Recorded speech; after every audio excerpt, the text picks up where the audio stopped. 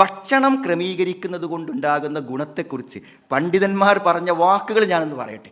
ഒന്നാമത്തെ ഗുണമായിട്ട് അവർ പറഞ്ഞ എന്താ നിങ്ങൾ സഫാ ഉൽ ഖൽബ് എന്നാണ്. അതായത് ഹൃദയം ശുദ്ധമാകുന്നതാണ്. എങ്ങനെ തിന്നാതിരുന്ന ഹൃദയം ശുദ്ധമാണ് സുഹൃത്തുക്കളെ. ഈ ഒരു കണക്കില്ലാതെ അടിച്ച് കേട്ടുന്ന ആളുകളെ സംബന്ധിച്ചിടത്തോളം അവന് ജീവിതത്തിൽ എന്താണ് ഈ തീറ്റയും ആഘോഷവും സന്തോഷവും അല്ലാത്ത വേറൊരു പരിപാടി ഉണ്ടാവില്ല. നിങ്ങളെ കുട്ടികൾക്ക് ഒരു ദിവസം 500 ഉറുപ്പിക എടുത്തുങ്ങാട്ട് ഇഷ്ടമുള്ളത് പോയി തിന്നാൻ പറഞ്ഞു നോക്കും. നിങ്ങൾ നശിക്കാൻ അത് മതി, കള്ളുടിക്കൊന്നും വേണ്ട.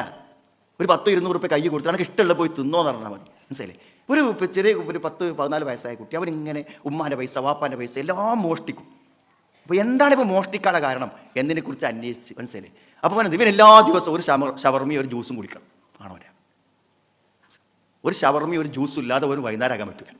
അതിനുള്ള പൈസ അവൻ വൈകുന്നേരം ആകുമ്പോഴേക്ക് കണ്ടെത്തുക. എങ്ങനത്തെ 14 വയസ്സായവൻ എങ്ങനെ കണ്ടെത്തുക? അവന് കണ്ടെത്താൻ വേറൊരു പോക്കറ്റ് തപ്പലാണ് അവൻ അതിനുള്ള പരിഹാരം. അതുകൊണ്ട് അവൻ മോഷ്ടിച്ചിരിക്കും. ഒരു മനുഷ്യൻ്റെ ജീവിതത്തിൽ എത്ര വലിയ അഡിക്ഷനാണ് ഭക്ഷണം എന്നുള്ള കാര്യത്തെക്കുറിച്ച് മനസ്സിലാക്കാൻ ഒരു പക്ഷേ ആ കുട്ടിനോട് സംസാരിച്ചപ്പോൾ ആ കുട്ടിൻ്റെ കേസ് വന്നപ്പോഴാണ് ഞാൻ ചിന്തിച്ചത്. അപ്പോൾ നമ്മളൊക്കെ സത്യത്തിൽ എന്താണ് നിയന്ത്രണ വിധേയമായിട്ടാണോ ഭക്ഷണം കഴിക്കുന്നത് എങ്കിലുള്ളത് നമ്മൾ ബുദ്ധി വർക്ക് ചെയ്യുമ്പോൾ നമുക്ക് ചിന്തിക്കാൻ പറ്റുള്ളൂ, നമ്മുടെ മനസ്സിന് പരിശുദ്ധി ഉണ്ടാവുള്ളൂ എന്ന്.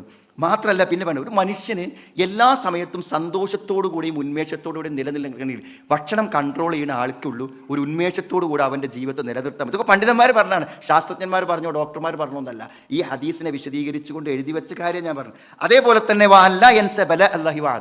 അള്ളാഹിൻ്റെ ശിക്ഷയും അള്ളാഹുവിൻ്റെ കോപവും അള്ളാഹുവിനെ കുറിച്ചുള്ള ഭയമൊക്കെ നിലനിൽക്കണമെങ്കിൽ എന്ത് വേണം അറിയുങ്ങൾ ഭക്ഷണവും വിശപ്പും പിന്നെ ബുദ്ധിമുട്ടുകളും അറിയുന്നവന് മാത്രമേ ഉള്ളൂ എന്തൊരു പടച്ചോനെ കുറിച്ചുള്ള ചിന്ത ഉണ്ടാവുള്ളൂ. അള്ളാഹിനെ കുറിച്ചുള്ള ചിന്ത ഒരാൾ വർക്ക് ചെയ്യണമെങ്കിൽ എന്ത് വേണം? കുറച്ച് പട്ടിണിയും കുറച്ച് വിശപ്പും ദാഹമൊക്കെ അനുഭവിക്കുന്നവനെ അതുണ്ടാവുള്ളൂ എന്നാണ് അവർ പറയുന്നത്.